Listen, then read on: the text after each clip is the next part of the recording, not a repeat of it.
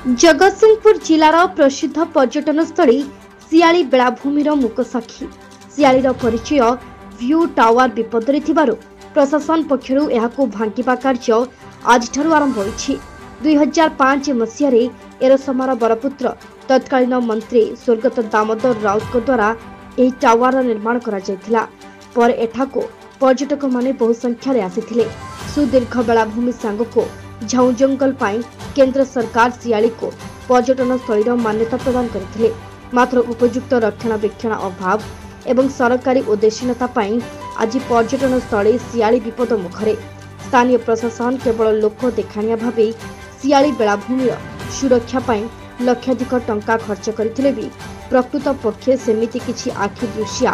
कार्य करा जाय नथिला। जहा फलस्वरूप आज सियालीर मुकसाक्षी से व्यू टावर को भांगिबा को पड़िला बोली स्थानीय बासिंदा माने कहछंती। एरसमारू राकेश सुतार को रिपोर्ट, गुंजन न्यूज ओडिया। ना बट्टकृष्ण पात्र घर सियाली। आज्ञा सरकार पदक्षेप नहीं आगुरी किंतु एबे जो हेला जो लघुचाप दुईटा बेसी खाईगला घरटी तेणु कलेक्टर आसीथिले ताकू देखी ताकू मना करथिले। प्रशासन कही तार बाड़ बुलाई लोक आम छाड़ू नथिलु। अत्याधिक जो विपद संकुल अवस्था है ताकू प्रशासन आसी ताकू आज भंगा भंगी करुचंती जेहेतु एटा सियाली परिचय सृष्टि करथिला एई घरटी व्यू टावर 2005 मसीह ये घर।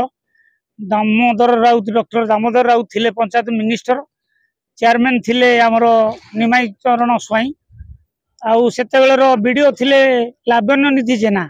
सेती बेले हेइथिला ए घरटी दीर्घ 18 वर्ष हेइथिला। जेहेतु विपद संकुल अवस्था अच्छी पर्यटक मैंने आसुचंदी कारण जगिचु आम छाड़ुनु तेणु आज भंगा जाउची प्रशासन तरफ। त्रिलोचन बेहरा जराजीर्ण अवस्था नुह व्यू टावर जराजीर्ण अवस्था हो जाइथिला। सर्वप्रथम भारी दुखर कथा जे सियालीर परिचय बहन करुला ऐतिह्य बहन करुला समस्त कैमेरा लेंस रे गोटे सियाली घर व्यू टावर गोटे फटो थाए सब तेणु निश्चिंत भाव से जिनटा को आम बहुत मिस करूँ किंतु समुद्र कराल रूप से व्यू टावर संपूर्ण नष्ट हो जाता। ताकू प्रोहिबिटेड एरिया बा विपद संकुल बोली माननीय कलेक्टर घोषणा करथिले एवं ब्लॉक घोषणा करथिले किंतु निहायती आज बड़ दुखर कथा जे कि 2005 मसीहा कतरू जे एरसमाश्री जे गौरव डॉक्टर दामोदर राउत आपको शुभ देते शेष समय उद्घाटन कर एक सुंदर परिवेश सियाली सृष्टि करते जे कि मनोरम दृश्य व्यू टावर उपर बसिले तेणु आज संपूर्ण से जराजीर्ण अवस्था हो जाता भांगार आवश्यकता पड़ा बोली निहायती आज भंगा है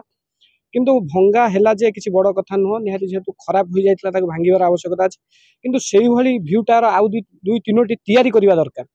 खाली भांगीदेले तो हम ना जेहेतु बर्तमान सियाली देखला भाया दृश्य केवल थिला जे व्यू टावरटा बर्तमान व्यू टावर भांगीदेला निहायती सियालीर परिचय नष्ट है ऐतिह्य नष्ट है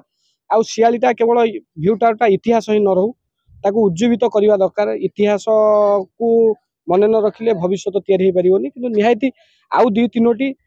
आशानुरूपक भाव में जो भल भाव में आजिका टेक्नोलोजी जरिया आउ दुई तीनोटी व्यू टावर केमती सृष्टि हो पार से स्वर्गत दाम राउतर स्मृति केमती बंचीब मुरलीधर सार स्मृति केमती बंचीब एवं लावण्य दीदी जेना से वीडियो थिले ताक स्मृति केमती बंचीब ये अंचल स्मृति केमती बंचीब आउ दुई तीनोटी व्यू टावर तैयारी करिवार आवश्यकता रहिबो। स्थानीय प्रशासन पाखरे आम अनुरोध करुचु जेमती सियाली को सुंदर भाव में सजा हो पार टिके दूर रहू जंगल मध्य रहू आउ गोटे व्यू टावर कि दुईटी व्यू टावर तैयारी आवश्यकता रही जो भाया पदक्षेप ग्रहण करा केवल थुपालिस कम लिक रे ताली पकेला भाया कम यही घर में खर्च होता 13 ରୁ 14 लाख टका बंचेवाई कंट्राक्टर को पोषाला कोटी टंका से किसी बड़ कथा नुह। जदि कम करार अच्छी ताहले ब्रिकस्टोन आवश्यकता अच्छी किसी टेक्नोलोजी आवश्यकता अच्छी। हावाखाना रामतरा जो सी बीच रही 8 किलोमीटर को दृष्टि रखी ताकू सेफ्टी व्यवस्था रही समुद्र को अटकैया आमती थुपालिस कम बल्ला बाली बस्ता आपको पकईदेले 1.5 लाख लोक उपकृत हेबे नहीं। ये 1.5 लाख लोक उपकृत करने 3-4टा पंचायत को रक्षा करने आपन को बड़ पदक्षेप आवश्यकता अच्छे। ये कथा मान्यवर जे विधायक अच्छा शारदा प्रसाद जेना एवं विधानसभा उठे ये कथा पार्लियामेंट उठा दरकार। यहाँ गोटे टूरिज्म प्लेस यहाँ माने प्रकृति दत्त सियाली एभलिया समुद्र कूल आउ कौटी आप पाइबेनी एभलिया माने सुस्थ करेन्ट नहीं गाधेवा सुगम सब प्रकार सेई जिनिस को जदि बंचेवा को रखा जाए टूरिज्म व्यवस्था को देखो आपण पाखे जमा गोवा पाखे 65 किलोमीटर बेलाभूमि आंध्र पाखे 35 किलोमीटर बेलाभूमि आम पाखे 450 किलोमीटर बेलाभूमि तांकर 70% रेवेन्यू आमर रेवेन्यू नहीं जदि बीच की डेवलपमेंट करने को चाहिए बहुत प्रकार आवश्यकता अच्छी एवं स्थानीय जी लीडर रहिले एवं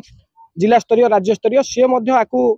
दिल्ली लेवल कथा पकेवा दरकार किसी बड़ कथा नुह बहुत जगह एमती पत्थर पड़ी एवं समुद्र को रक्षा कराई